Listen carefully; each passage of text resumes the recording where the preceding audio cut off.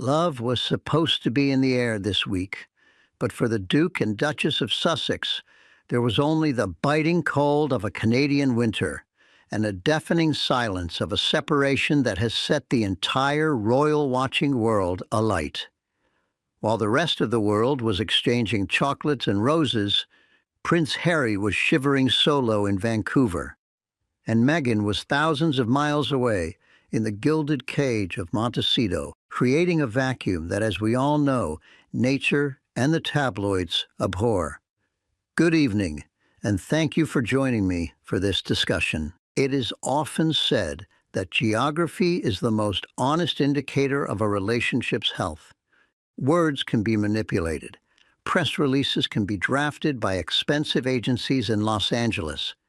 But physical proximity, especially on the designated Day of Lovers, is a metric that is difficult to fudge. And yet, here we are, staring at a map that shows a rather stark divide. On one side, we have Prince Harry wrapping up his first winter Invictus Games in Vancouver, a project that is arguably the last remaining jewel in his somewhat tarnished crown. On the other side, we have Meghan, who, contrary to the expectations of every camera crew and magazine editor lined up in British Columbia, decided to beat a hasty retreat back to California, purportedly to be with the children. Now, let's pause and consider the optics here. We are talking about a couple whose entire brand, whose entire commercial existence is predicated on the concept of an inseparable salt and pepper unit. They move together. They hold hands with a grip that would make a rock climber wince. They gaze adoringly into each other's eyes during interviews about global poverty. So when the script is flipped, when the greatest love story ever told, as they have so often tried to sell it to Netflix, suddenly features a solo act on Valentine's Day, one has to raise a skeptical eyebrow. The official narrative, of course, is domestic duty. We are told that the Duchess had to rush home to Archie and Lilibet.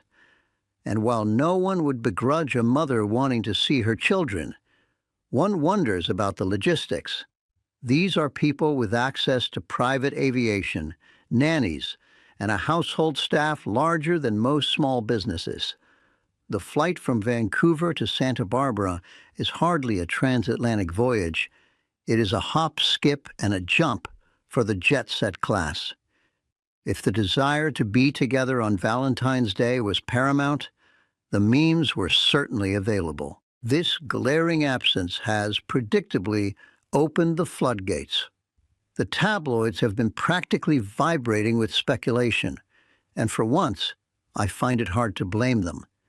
A source behind closed doors has whispered that this scheduling conflict was perhaps not as accidental as it seems.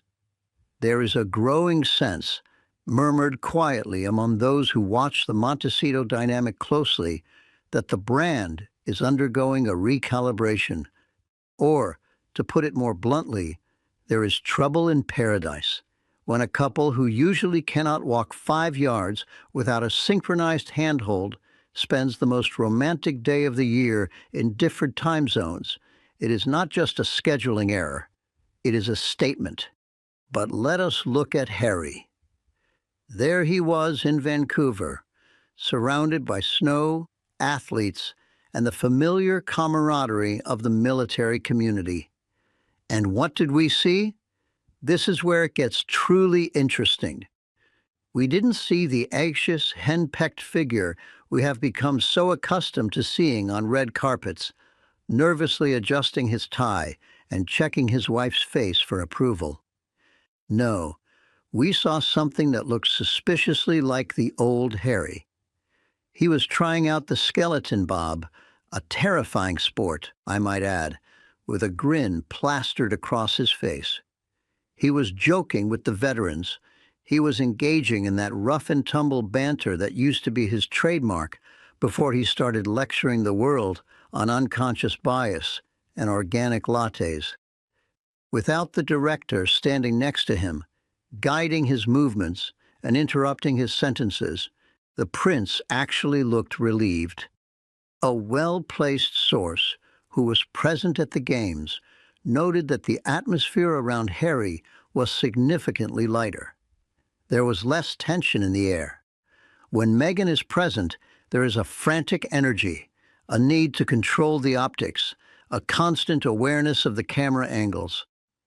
With her back in California, Harry seemed to remember that he is, at his core, a bloke who likes sports and getting along with people.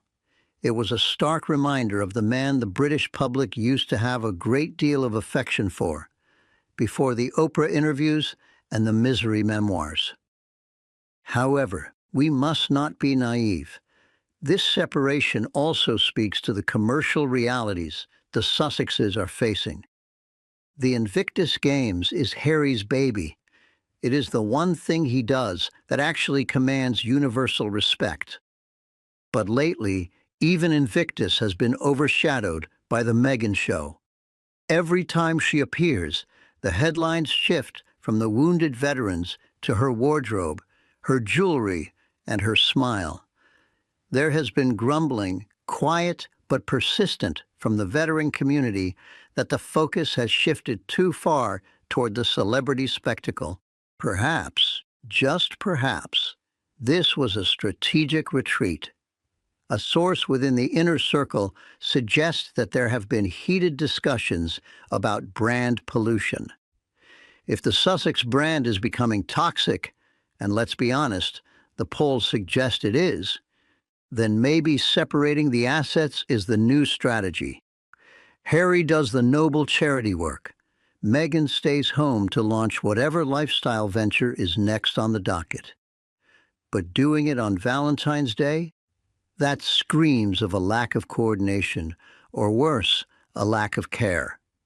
It invites the world to speculate about a rift, and the Sussexes, for all their talk of hating the press, are obsessed with their press coverage. They know exactly how this looks. They know that Harry alone in Canada is a headline that sells papers and generates clicks.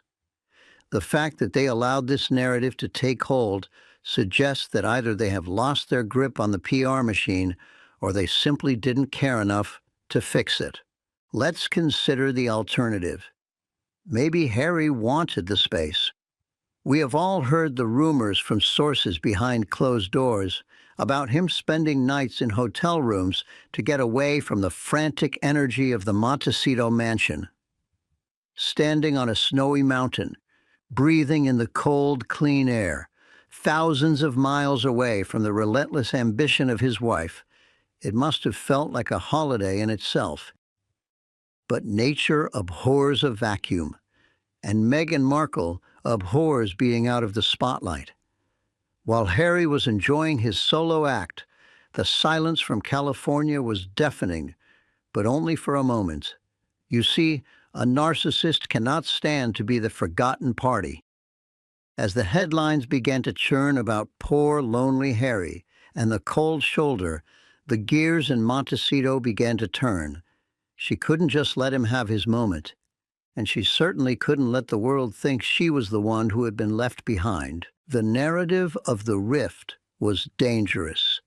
It threatened the core of their relevance. Without the great love story, what are they? A retired spare prince and a former cable actress. The magic dust, such as it is, comes from the drama of their union. If that union is seen to be fracturing, their value to Netflix, to publishers, to the speaking circuit plummets. They are selling a romance against the world. If the romance goes, the sales pitch falls flat.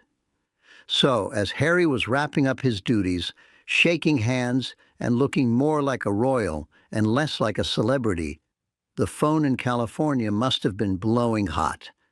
The decision to leave him there alone was a miscalculation. It made them look disjointed. It made them look like a business partnership that had stopped pretending to be a marriage for the weekend. And for a woman who curates her life as meticulously as a museum exhibit, that kind of sloppy optics is unforgivable. We must also touch upon the financial pressure that underpins all of this. Invictus needs money. It needs big donors. It needs government support. A source well acquainted with the financing of such games has hinted that donors are becoming weary of the circus. They want to support veterans, not fund a fashion runway for the Duchess. Harry's solo appearance might have been a test run, a way to show the money men that the games can still be about the games. But by leaving on Valentine's Day, they distracted from the very cause they were there to promote. Instead of talking about the resilience of the athletes, we are talking about the resilience of their marriage. It is a classic Sussex paradox. They demand privacy, yet their actions constantly invite intrusion. They demand we focus on their work, yet they stage manage their personal lives in a way that makes the work secondary. Harry in Vancouver was a glimpse of what could have been a working royal, dedicated to a cause, doing his job. But the shadow of Montecito is long, and the silence from California was never going to last. As the sun went down on Valentine's Day, with Harry alone in the snow, the world waited. We knew the response was coming. We knew that Meghan would not allow the narrative of separation to stand uncorrected. The rift rumors were too loud, the speculation too damaging. And true to form, just as the whispers reached a crescendo, the counteroffensive was launched. But it wasn't a press release. It wasn't a statement from a spokesperson. It was something far more calculated, far more Hollywood, and frankly, far more desperate. The vacuum was about to be filled, not with dignity, but with a performance. And that, my friends, is where the real drama begins. If part one was the silence of the snow, part two is the cacophony of the California spin machine. As the sun rose over the Pacific, and the tabloids in London were already printing their breathless speculation about the separate lives of the Sussexes, the atmosphere in Montecito must have been electric. We all know the Duchess monitors her press coverage with the forensic intensity of a barrister preparing for trial. She sees the headlines, she reads the comments, and the narrative that was forming that Harry was happier alone, that the marriage was cooling, that they were drifting apart on the one day they should be glued together was simply unacceptable. And so we witnessed the Montecito maneuver. It is a tactic as old as Hollywood itself, yet executed with the subtle grace of a sledgehammer. While Harry was busy closing the games, trying to look dignified, Meghan launched her digital counterstrike. But notice the timing. Notice the method. She didn't fly back to be by his side. She didn't arrange a surprise video call broadcast to the stadium. No, she did what every insecure teenager with a smartphone does. She posted a photo. But not just any photo. This is where the forensic analysis becomes fascinating. It was an archival photo, a throwback, a grainy black and white memory of a kiss from days gone by. The caption was saccharine, something about missing her Valentine, accompanied by the requisite emojis that have become the hallmark of their public communications. Let's dissect this for a moment. Why an old photo? If your marriage is thriving, if you are living in a state of perpetual wedded bliss in your Californian Shangri-La, surely your camera roll is bursting with recent, candid moments of affection. A quiet breakfast, a walk in the garden, a selfie before he left for the airport? Why reach back into the archives? A source behind closed doors suggests that the choice of an archival image was not an artistic decision, but a practical one. It is the path of least resistance. It allows you to curate a specific version of the past because the present isn't quite living up to the press release. It is a distraction technique. Look at how much we loved each other then, it says, implicitly demanding that you believe they love each other just as much now. It screams of performative romance. It is the digital equivalent of shouting, "We are fine, everything is fine," across a crowded room when nobody actually asked. In the world of PR, there is a golden rule: show, don't tell. If you have to tell people you are happy, if you have to dig up old photos to prove your passion, the audience, smart, seasoned observers like yourself, begins to wonder what exactly you are trying to hide. This is clapback culture at its worst. It is reactive, not proactive. It reveals a thin skin. A truly confident couple, secure in their relationship and their standing, would have let the tabloids chatter. They would have laughed off the rumors of a rift over a private phone call. They would have known that Harry's work in Canada spoke for itself. But Meghan Markle cannot let a news cycle pass without inserting herself into the narrative. She has an almost pathological need to correct the record, to control the perception, to be the director of the scene, even when she isn't in it. The comparison that comes to mind is not royal, but strictly celebrity. This is the behavior we expect from the likes of Ben Affleck and Jennifer Lopez, the frantic, high-gloss displays of affection that are meant to convince the shareholders, or in this case, the Netflix executives, that the merger is still profitable. A well-placed source in Los Angeles, one who moves in the same circles as the Sussex's new agency, hints that there is genuine panic behind the scenes. The Sussex brand is built entirely on their unity. They are sold as a package deal. Without the love story, without the us against the world narrative, Meghan is just a former actress with a title she constantly criticizes. And Harry is a prince in exile without a kingdom. The source suggests that Meghan is terrified of the failed marriage labels sticking to her.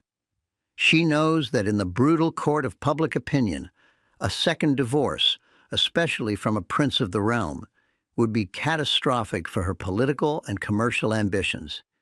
So we get the photo. We get the missing my Valentine. We get the theater. But does it work? I would argue that for our demographic, for those of us who have lived a life, who have seen marriages endure and crumble, who know the difference between a love letter and a press release, it falls flat. We see the strings being pulled. We see the desperation. It feels manufactured. It lacks the warmth of genuine, spontaneous affection. It feels like content. And this is the tragedy of the Sussexes in their current iteration. Everything is content. The kiss is content. The separation is content. The reunion will be content. There is no private moment that is not leveraged for public gain or damage control. When you commodify your heart, you lose the ability to convince people that it still beats.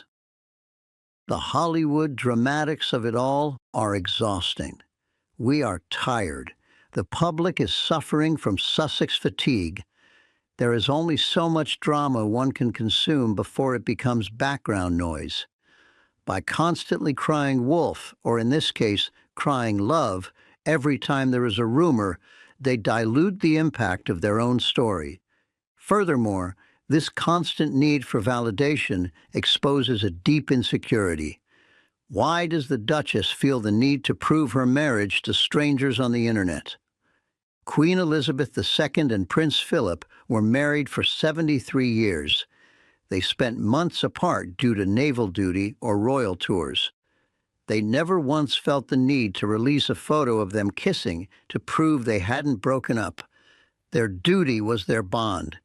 Their stability was their statement. But Meghan operates in a different currency. She trades in likes, in engagement, in viral moments. She is playing to an audience that she thinks needs constant reassurance. But she misjudges the British public, and indeed, sensible people everywhere. We don't want to be reassured by a filtered photo. We want to see dignity. We want to see consistency.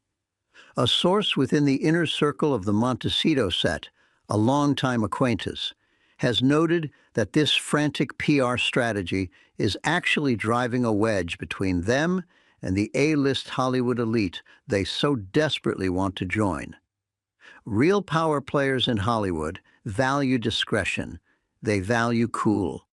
They do not value messy, reactive social media wars with British tabloids.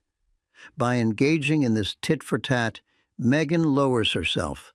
She stops being a duchess and starts being a reality TV star fighting for screen time. And let us not forget the timing. While Meghan was uploading her archival proof of love, trying to shout over the noise of the rumors, something else was happening, something quieter, something far more devastating in its effectiveness. While the Sussexes were playing checkers with their Instagram account, the palace was playing chess. While Meghan was trying to create a moment, Kensington Palace was capturing a reality. The contrast between the noise of California and the silence of Norfolk was about to be brought into sharp relief. The maneuver may have garnered a few 100,000 likes from her loyal fan base, the Squad, as they call themselves, but in the court of serious public opinion, it was a tactical error. It highlighted exactly what was missing: Harry. It highlighted the distance.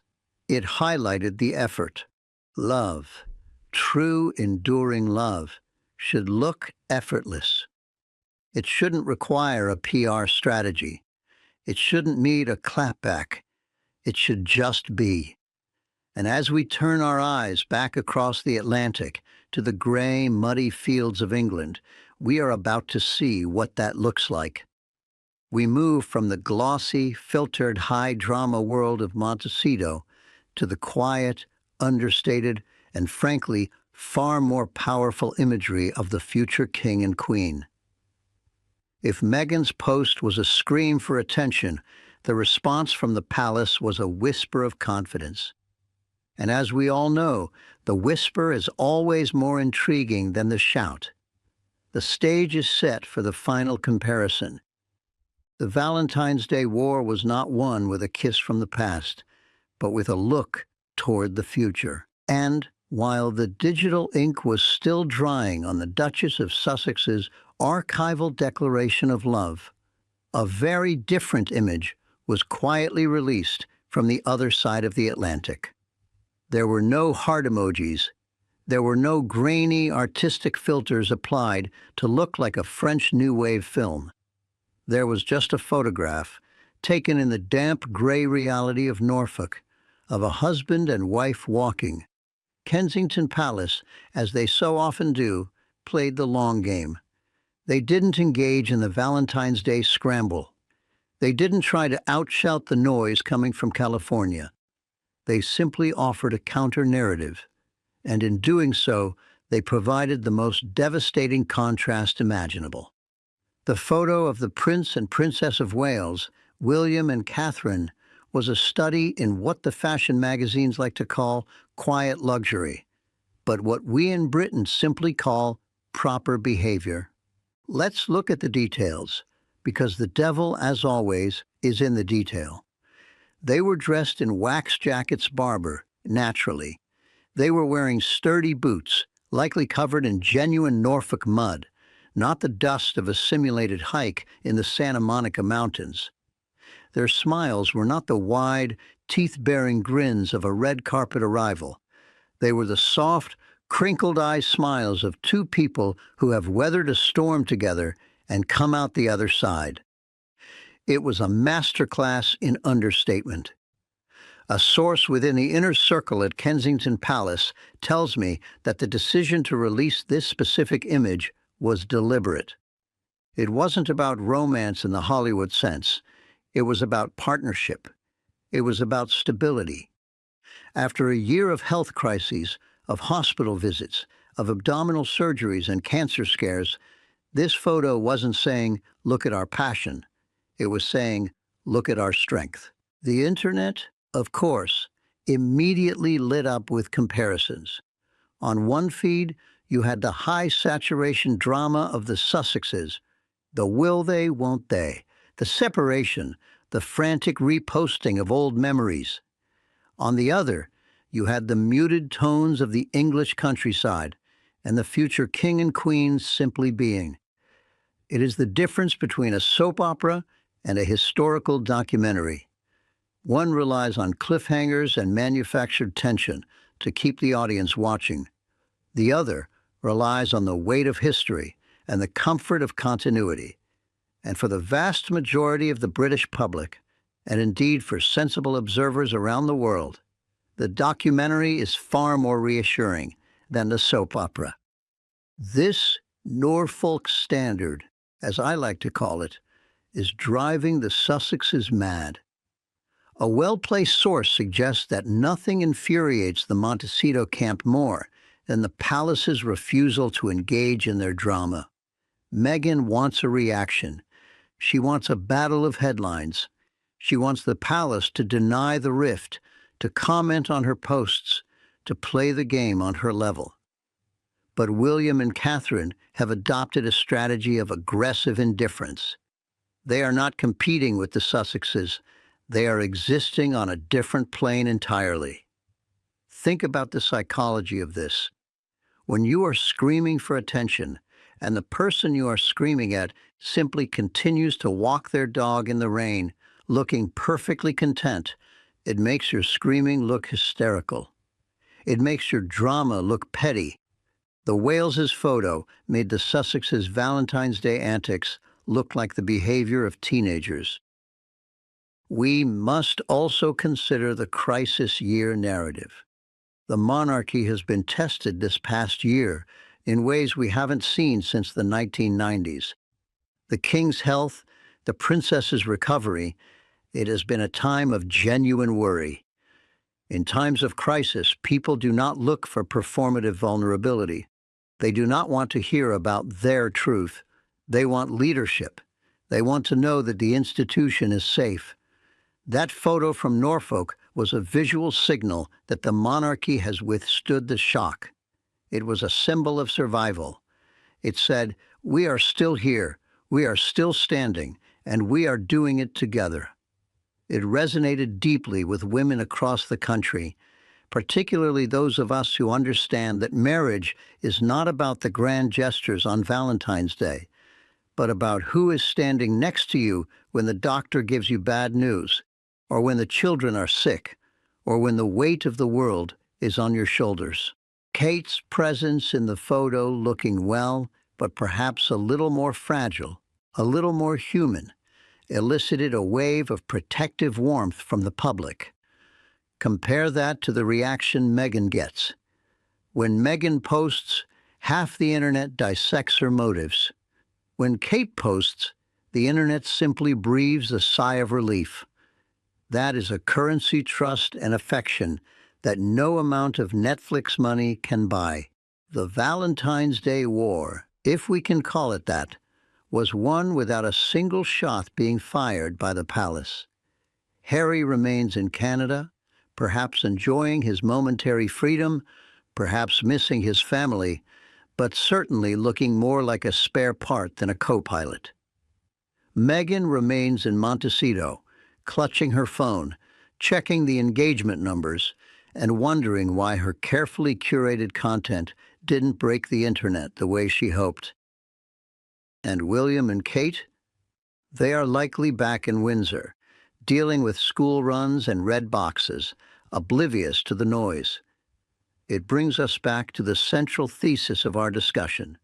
You can buy the awards, you can buy the PR agencies, you can buy the private jets and the mansion with 16 bathrooms, but you cannot buy class. You cannot buy the kind of effortless dignity that allows you to wear an old jacket and muddy boots and still look like the most important people in the room. Thank you for watching. Do let me know in the comments, are you Team Montecito drama or Team Norfolk dignity?